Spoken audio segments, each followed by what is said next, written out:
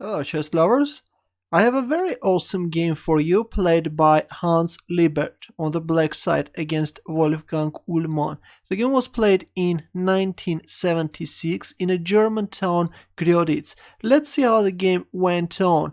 Wolfgang Uhlmann started with c4 English opening and knight f6 by Liebert. Knight c3, d5, c takes d5, knight takes d5, g3, c5, bishop g2, knight c7, knight f3, knight c6, queen a4, queen d7. Black is getting rid of this pin and is preventing knight e5 move. White castles, g6, queen c4, b6, b4 and bishop g7. Of course, capturing on c4 is not a good idea because white can play knight g5.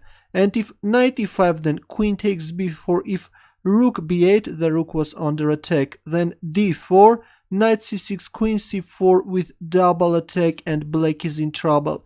And if knight d8, then bishop f4, pinning the knight will finish up black. Let's go back.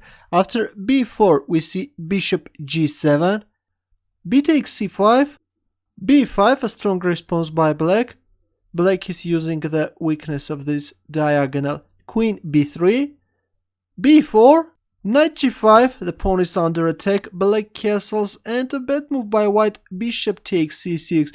A better move was queen a4. If bishop b7, then rook b1, getting rid of this pin and attacking the bishop on b7 in case black captures on c3. But instead we see b takes c6, and now when white is exchanging this light square bishop, the light squares are weakening and black is starting to use that weakness. Queen takes c6, queen takes b4, rook b8, queen f4 and bishop b7. The threat is checkmate in one. Knight f3, knight e6, queen e3, bishop d4. Black is starting to exploit the weakness of this diagonal. Queen h6, bishop a8, opening up a space for the rook and not allowing white to develop the bishop. Rook b1, rook takes b1, knight takes b1, queen e4, both attacking the pawn on e2 and also the knight on b1. Knight c3, bishop takes c3, d takes c3, and white is losing his pawn on e2. Now the knight on f3 is hanging. White played knight d2, but now comes rook d8. Black is going to get rid of this knight and then penetrate white's camp. Queen e3, but now comes rook takes d2, removing the defender. Bishop takes d2. Well, if queen takes d2, then queen f3 is winning on the spot. That's why we see bishop takes d2. And now you can pause the video and try to find black's next move. Ready?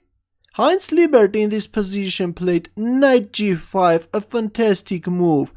And just white made a desperate move and captured on e2. Well, if a move like h4, then knight h3 check is winning. King h2, queen takes f1.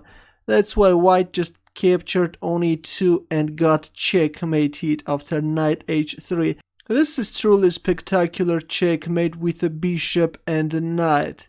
Your comments and questions please. What do you think about this game? Good luck.